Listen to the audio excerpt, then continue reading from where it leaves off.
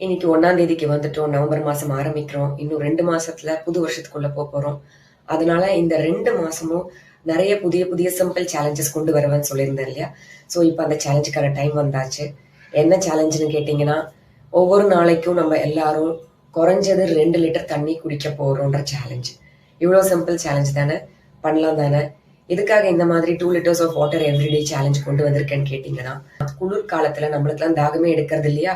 அதனால தண்ணியே குடிக்கிறது இல்லையா? நம்ம தண்ணி குடிக்காததால உடம்புக்கு தேவையான தண்ணி இல்லாம வறட்சி ஆகி டீஹைட்ரேஷனுக்கு போயிடுறோம். தலை சுத்தல்லாம் வருது. இந்த மாதிரி சில பிரச்சனைகள் நம்ம உடம்புக்கு வருது. இந்த மாதிரி பிரச்சனைகள்லாம் வராம இருக்கணும்னா மழைக்காலமோ குளிர்காலமோ வெயில் காலமோ எல்லா நாளும் உடம்புக்கு ஒரே நாள் தான். அதுக்கு தண்ணி வேணும் உள்ள இருக்கிற ஆர்கன்ஸ்க்கு நார்மலா ஃபங்க்ஷன் பண்றதுக்கு. அதனால குறைஞ்சபட்சம் 2 லிட்டர் தண்ணி நமக்கு தேவை.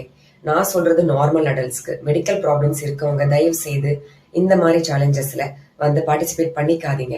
உங்களுக்கு ரெஸ்ட்ரிக்ஷன்ஸ் இருக்கலாம், தண்ணி இவ்வளவுதான் எடுக்கணும் இவ்வளவு எடுக்கக்கூடாதுலாம். ஸோ அதை நீங்க கடைப்பிடிங்க. உங்களுக்கு ஆல்ரெடி சேலஞ்சில் தான் இருக்கீங்க. நான் இன்னைக்கு கொண்டு வந்திருக்க சேலஞ்ச் நார்மல் ஹெல்த்தி அடல்ட்ஸ்க்கு தான் கொண்டு வந்திருக்கேன். 2 லிட்டர்ஸ்க்கு மேல நிறைய குடிக்கிறவங்க குடிச்சுக்கோங்க, உங்க இஷ்டம். பட் இதுக்கு குறைவா குடிக்கிறவங்க கட்டாயம் இன்னைக்குல இருந்து காலையில எழுந்ததுல இருந்து ராத்திரி தூங்குறதுக்கு முன்னாடி 2 லிட்டர் குடிச்சு முடிச்சிருக்கணும்.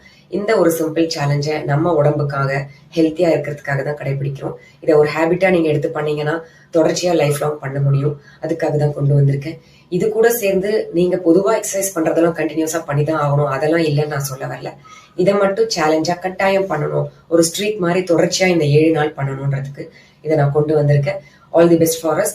பண்ணிட்டு நாளைக்கு என்னுடைய சேனல்ல போஸ்ட் காலத்துக்கு கீழே ஓட்டா போடுவேன். அதை நீங்க உங்களோட ஓட்டையும் பதிவு பண்ணுங்க.